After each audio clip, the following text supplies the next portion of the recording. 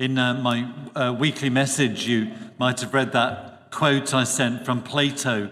There are two things a person should never be angry at: what they can help and what they cannot. It seems to me that Plato saw the destructive nature, how damaging that anger can be.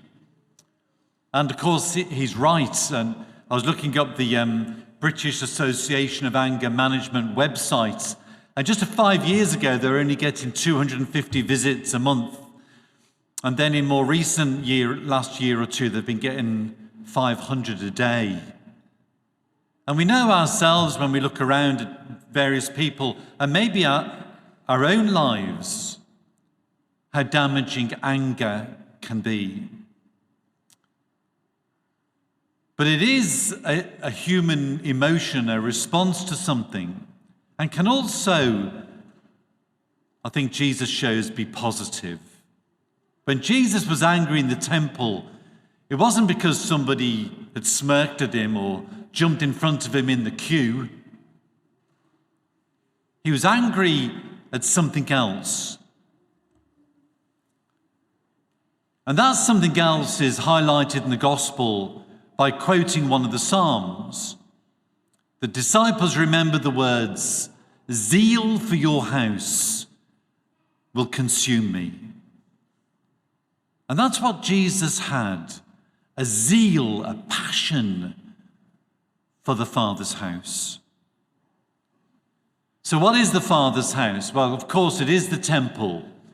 And there was a lot to be annoyed about in the temple because some were taking advantage of others.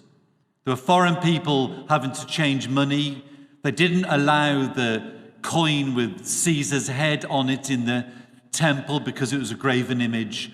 And so there was a whole business of exchanging money, and the money exchangers taking advantage of poor people. And Jesus felt passionately about that, about the dishonor in the place that was God's house, the dishonor being shown to God's laws and God's people. But also, the Father's house is much bigger than the temple, just like it's much bigger than the church. I think we would all accept that the Father's house is actually the whole world where God lives. And we see in the scriptures that Jesus had a great zeal, a great passion for this world and everybody in it. And that was expressed in his desire to heal, to forgive, to show love and compassion to everyone. And also, it was shown just as powerfully in his anger with the scribes and the Pharisees, those who belittled or put other people down, sometimes the rich too.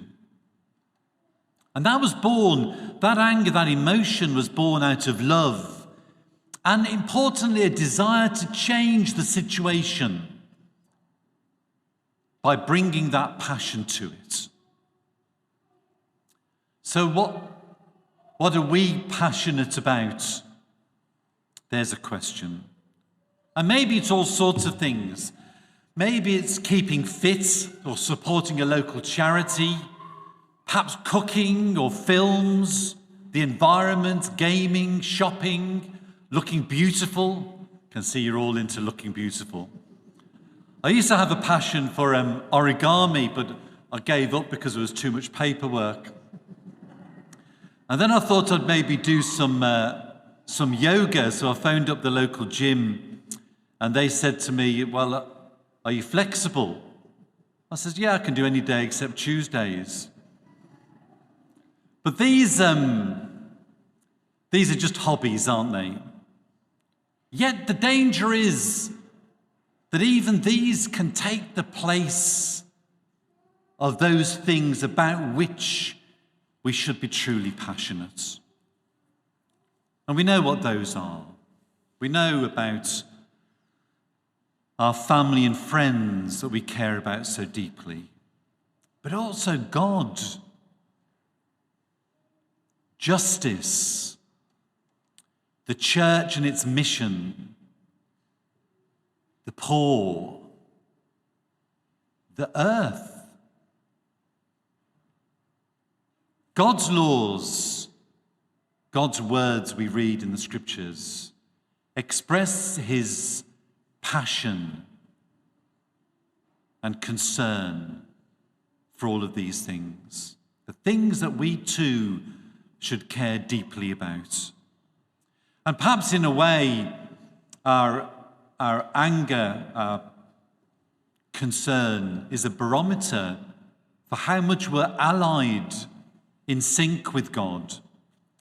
If we get angry just because someone's driving too slowly, or jumps in front of us in the queue, or eats messily, but then feel no emotion at the plight of vulnerable people, at racism or sexism, at the destruction of the planet, the failure of the church sometimes to do its mission properly, at persecution of Christians or people of any faith,